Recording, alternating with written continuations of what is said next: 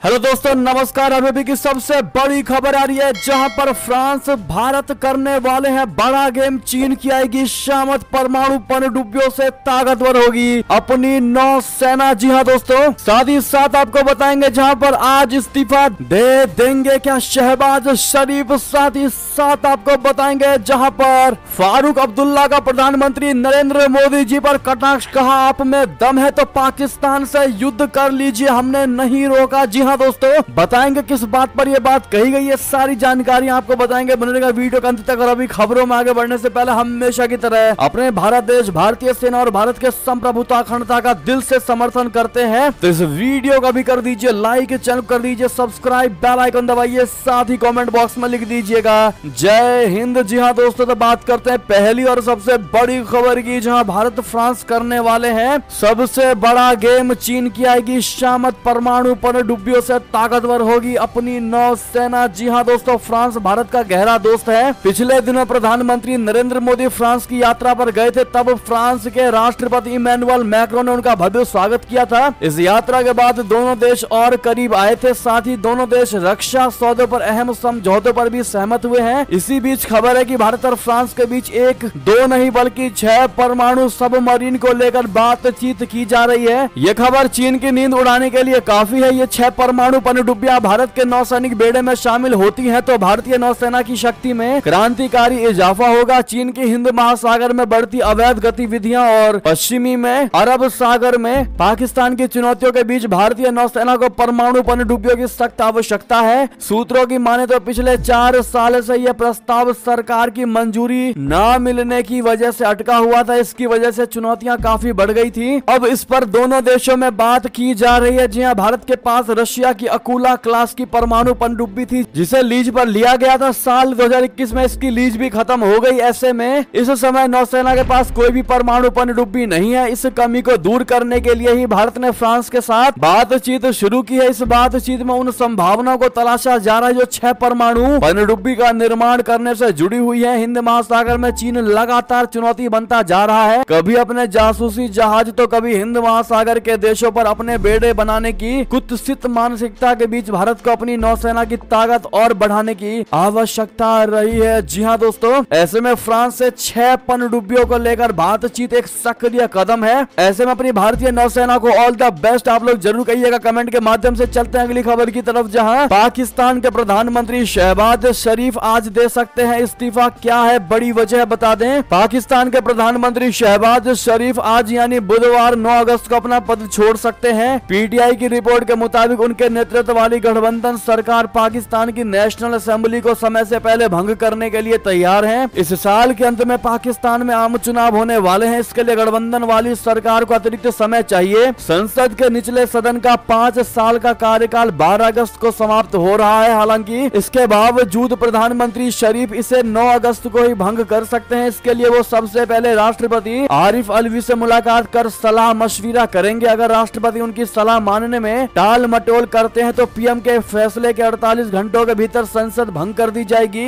ये अंदेशा है कि राष्ट्रपति अलवी नेशनल असेंबली भंग करने की अधिसूचना तुरंत जारी करने से इनकार कर सकते हैं। यही कारण है कि नेशनल असेंबली भंग करने की सलाह 3 दिन पहले दी जा रही है, ताकि राष्ट्रपति के इस पर सहमत होने से इनकार करने की स्थिति में भी सदन अपना कार्यकाल पूरा होने से पहले भंग हो जाए। जी हाँ दोस्तों, साथ ही साथ अगली खबर की बात करते हैं, जहाँ पर जम्मू कश्मीर से सबसे बड़ी खबर, एलओसी पर पकड़ा गया घुसपैठिया अफगान नागरिक है। जी हाँ, अधिकारी ने कहा उससे पूछताछ जारी है। बता दें 15 अगस्त से पहले भारत पाकिस्तान बॉर्डर पर सुरक्षा बलों को बड़ी कामयाबी मिली है। जम्मू कश्मीर के पुंछ जिले में नियंत्रण रेखा के पास सेना ने एक घुसपैठिया को गिरफ्तार किया है। अधिकारियों ने बताया है कि 2 दिन पहले गिरफ्तार हुआ यह घुसपैठिया एक अफगान नागरिक है जिसका बायां पैर खराब है। करीब 20 साल के अब्दुल वाहिद को इससे पहले पाकिस्तान के कब्जे वाले कश्मीर यानी पीओके का निवासी माना जा रहा था। वाहिद अनजाने में भारतीय सीमा की ओर घुस आया था। इसके बाद सेना ने उसे सोमवार को बालाकोट सेक्टर में सीमाई बाढ़ से पहले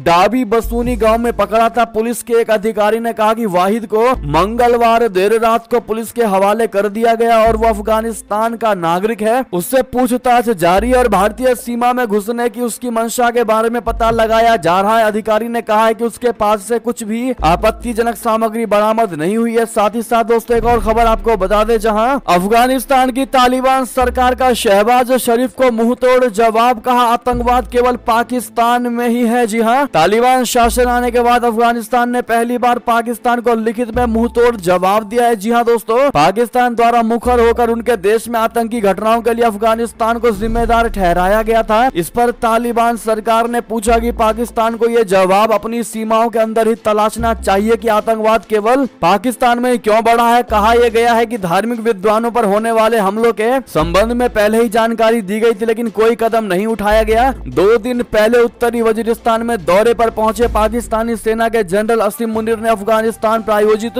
आतंकवाद को लेकर अफगानिस्तान पर निशाना साधा था। पाकिस्तानी जनरल ने कहा कि आतंकवाद का पाकिस्तान में कोई स्थान नहीं है और पाकिस्तान में आतंकवादी घटनाओं में अफगान नागरिकों की संलिप्तता क्षेत्रीय शांति, स्थिरता और अंतरिम अफगान सरकार द्वारा दोहा शांति समझौते से विचलन के लिए हानिकारक है। जिसके बाद दोस्तों अफगानिस्तान ने करारा जवाब दिया। अफगानी अंतरिम सरकार के प्रवक्ता जबीउल्लाह मुजाहिद ने कड़े शब्दों में रिटर्न में यानी लिखित में बयान जारी करके दोस्तों पाकिस्तान को करारा जवाब देते हुए कहा है कि आतंकवाद केवल पाकिस्तान में ही क्यों बढ़ा है, क्यों पाकिस्तान में ही हमले हो रहे हैं और ये सबसे बड़ा सबूत है कि पाकिस्तान में ही आतंकवादी है, ना कि अफगानिस्तान में। बहरहाल दोस्तों पाकिस्तान में आतंकवादी आज से नहीं है, पूरा विश्व ये बात जानता, उसके बाद भी पाकिस्तान अपनी गलती कभी नहीं मानता। बात करते हैं अगली खबर की, जहां भारत के ब्रह्मोस और तेजस का दीवाना हुआ अमेरिका का ये पड़ोसी देश बड़े पैमाने पर करने जा रहा है खरीद। बता दें भारत ने दुनिया में आगे बढ़ने का अपना टारगेट सेट कर लिया है। वो अब हथियारों के निर्माण के मामले में न केवल आत्मनिर्भर होना चाहता है बल्कि हथियार निर्यात में भी अपना दबदबा बनाना चाहता है। पिछले कुछ सालों में शुरू हुए इन बदलावों का असर भी देखने को मिला है और कई देश अब भारत में बने हथियारों में रुचि दिखा रहे हैं। अब लैटिन अमेरिकी देश अर्जेंटीना ने भारत में बने दुनिया के सबसे हल्के लड़ाकू विमान बोले तो तेजस और दुनिया की सबसे तेज स्पीड से अटैक करने वाली सुपरसोनिक मिसाइल ब्रह्मोस को खरीदने में दिलचस्पी दिखाई है। जी हाँ दोस्तों, मीडिया रिपोर्ट के मुताबिक अर्जेंटीना के रक्षा मंत्री जॉर्ज एनरिक तयाना ने पिछले महीने भारत का दौरा किया था। इस दौरान उन्होंने तेजस और ब्रह्मोस बनाने वाले निर्माण केंद्रों का दौरा किया था। वे दुनिया के सबसे खतरनाक हथियारों की क्षमताओं को जानकर हैरान रह गए। जी हाँ दोस्तों, और वाकई में भारत के इस ब्रह्मोस और तेजस का दीवाना हो गया अर्जेंटीना। और दोस्तों वो दिन अब दूर नहीं जब पूरा ब्रह्मांड भारत के कदम चूमेगा। अगर आप भी मानते हैं और आपको भी गर्व है भारतीय होने पर तो कमेंट में मेरा भारत महान और लॉन्ग लिव मोदी जी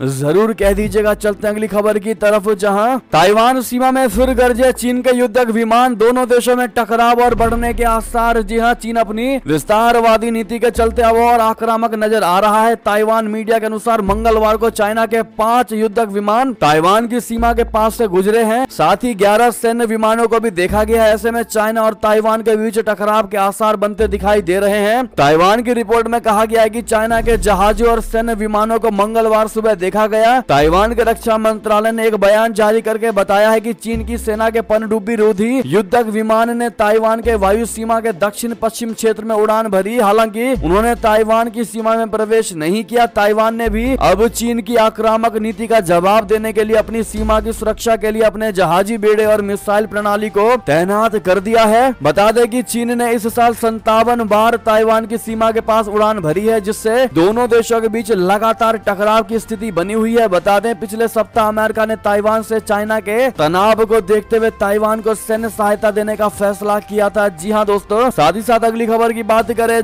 जहां पर फारूक अब्दुल्ला ने पीएम मोदी जी को लेकर बड़ा बयान दिया है। दोस्तों कहा अगर आप में दम है तो पाकिस्तान से युद्ध कर लीजिए, हमने आपको नहीं रोका लेकिन हम पर शक करना बंद करिए। जी हाँ, लोकसभा में अविश्वास प्रस्ताव पर चर्चा चल रही है। आज राहुल गांधी ने दोपहर 12 बजे संसद में अविश्वास प्रस्ताव पर लंबा भाषण दिया। उनके निशाने पर एक बार फिर पीएम मोदी, अडानी और अमित शाह जी रहे। बाद में केंद्रीय मंत्री स्मृति ईरानी ने भी गर्म तेवर दिखाते हुए राहुल गांधी के हर आरोपों का जवाब दिया। राहुल गांधी के भाषण के दौरान फ्लाइंग किस का भी मुद्दा उठाया गया। लेकिन ऐसे में दोस्तों एक जो बड़ा मुद्दा है हम आपको बता रहे हैं, जहां पर एनसीपी के प्रमुख फारूक अब्दुल्ला ने कहा कि मेरी बात सुन लीजिए, आप अपने लीडर की बात सुन लीजिए। अटल बिहारी वाजपेयी ने कहा था कि दोस्त बदले जा सकते हैं, पड़ोसी बदले नहीं जा सकते। अगर हमने पड़ोसी के साथ दोस्ती के साथ रहेंगे तो हम दोनों तरक्की करेंगे, अगर दुश्मनी के साथ रहेंगे तो तरक्की बिल्कुल नहीं कर पाएंगे, कम करेंगे। आप इस बात को, आप मेरी इस बात को माने या ना माने, अगर आप में दम है तो युद्ध कर लीजिए, कोई रोक तो नहीं रहा। हम तो कभी नहीं नहीं रोक रहे हैं। हम पर शक मत करिए कि हम पाकिस्तानी हैं। कब तक शक करोगे? इस शक को छोड़िए और हमें भी गले लगाइए जो इस वतन के साथ खड़े हैं और इस वतन के साथ खड़े रहेंगे। हमने गोलियां खाई और जिस्म अपने दिए, किसके लिए? हिंदुस्तान जिंदा रहे। ये बात कभी मत भूलना। जहां तक मणिपुर का है तो वहां भी हमें मोहब्बत से काम करना होगा, उन लोगों के दिलों को जीतकर उसे बचाना होगा। यानी कि दोस्तों कहीं ना कहीं फारूक अब्दुल्ला ने अपने आप को सेव करने की कोशिश की है दोस्तों, और पीएम मोदी जी से ये कहा है कि पड़ोसी के साथ अच्छे संबंध से रहोगे तो अपना ही दोनों का फायदा है, दोनों तरक्की करेंगे। लेकिन दुश्मनी से रहोगे तो हम डेवलपमेंट कम करेंगे। लेकिन उसके बावजूद भी आपको युद्ध करना है तो युद्ध कर दीजिए, हमने आपको नहीं रोका, लेकिन हम पर शक मत कीजिए। बहरहाल दोस्तों इस पर आपकी अब जो भी राय हो बताइएगा जरूर, क्योंकि प्रधानमंत्री नरेंद्र मोदी जी को पता है कि जब वो समय आएगा तो युद्ध भी होगा, लेकिन उसके लिए किसी से पूछा नहीं जाने वाला। जिस प्रकार से फारूक अब्दुल्ला ने यह बयान दिया है दोस्तों, भारत की जनता का क्या बयान है बताइएगा जरूर कमेंट के माध्यम से। ये थे की सारी बड़ी खबरें। आपको हमारी खबर कैसी लगी? आशा करता हूँ बहुत अच्छी लगी होगी। थोड़ी भी अच्छी लगी है तो इस वीडियो को अपने भाई बंधुओं में, दोस्तों में, रिश्तेदारों में शेयर जरूर कर दीजिएगा, और अभी कर दीजिए इस वीडियो को लाइक, चैनल को कर दीजिए सब्सक्राइब, बेल आइकन दबाइए, साथ ही कमेंट बॉक्स में लिख दीजिएगा जय हिंद जय भारत। और यहाँ तक बने रहने के लिए आप सभी